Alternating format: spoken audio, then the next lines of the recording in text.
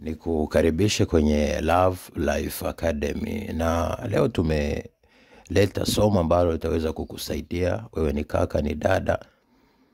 Fanya yule asiyekupenda, anayekupuuza, alianza kutoka kwenye lamani na safari ya kwenda kwenye ndoa, ageuke moyo, ageuke akili, ageuke fahamu, na arudi kwenye mstari na muweze kuoana. Kwa sababu ni mbaya sana mwanamke au mwanaume umeshaandaliwa au umeshaandaana na mtu ambaye ulikuwa na mategemeo ya ndoa, ghafla badilike. Sasa haya yazingatie. Cha kwanza, kama njia ya kuweza kumbadilisha ili aweze kuelekea katika kukuoa wewe, usikubali kubaki na kitu na kujitoa kwa kitu ambacho hakieleweki ni lini kitakuweka kwenye ndoa. Yaani usikubali kuwa mvumilivu kwenye hakuna.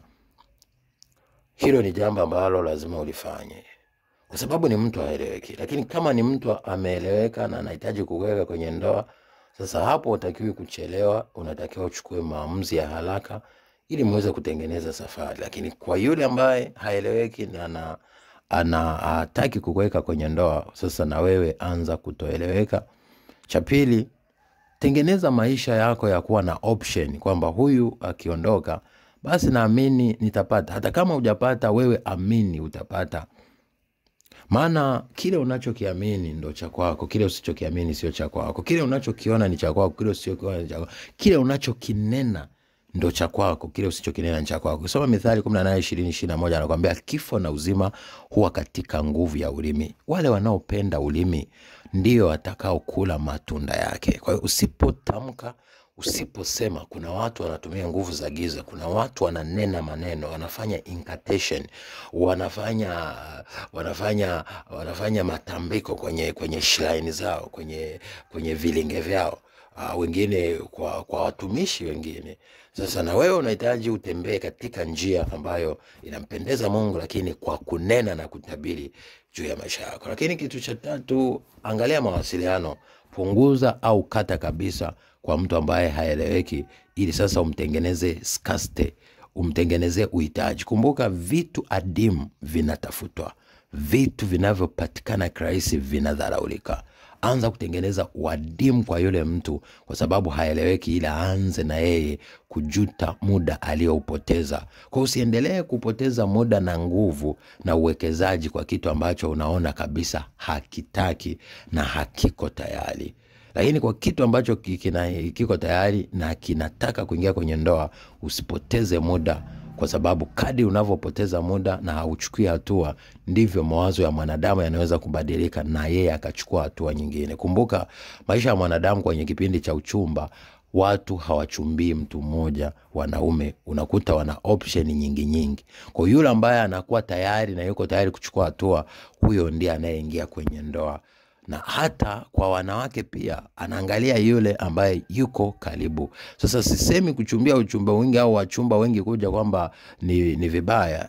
Inaweza iwe ni vibaya pale wewe unapoanza kushiriki nao tendo la ndoa, unapoanza kuzungumza nao kwa masuala ya zinaa kwenye simu, au kufanya kitendo kile ambacho hakimpendezi Mungu. Maana maisha hapa duniani, kuna vitu leo tunaviona viko upande wetu, lakini muda wote vinaweza kugeuka. Ndio maana tunamtegemea Mungu, lakini pia tuwepo kama bidhaa ambazo ziko sokoni. Kwa hiyo tusijiunganishe moja kwa moja na mtu, kwanza kuact kama mke na mme, na wakati yule mtu hajakuweka kwenye ndoa. Lakini akishakuweka kwenye ndoa, au akikutangazia atakuwa na akakuweka kwenye ndoa, hata kama muda mwingine kuna vingine vimefeli mahali sio nini, mnaweza kujadili mkamalizana, lakini at least angalau huyo ni mtu ambaye amechukua hatua na kukuweka kwenye ndoa. Sababu kuna watu leo wapo kwenye ndoa, wamekuja kuwa na furaha, hata kama mwanzo ilikuwa ndoa wanahisi kama haieleweki.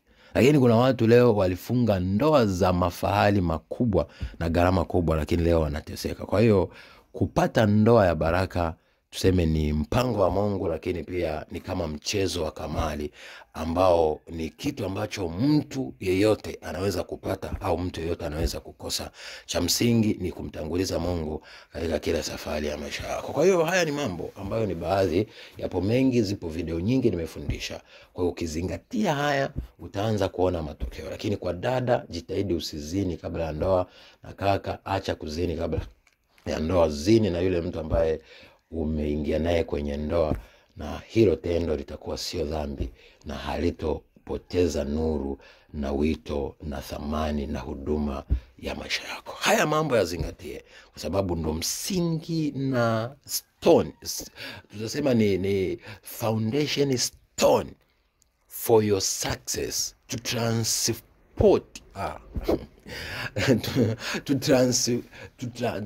transform someone from unwanted material to wanted material, kutoka kwenye kitu kisichoeleweka kwa kitu kinachoeleweka. Nawapenda. God bless you. Thank you for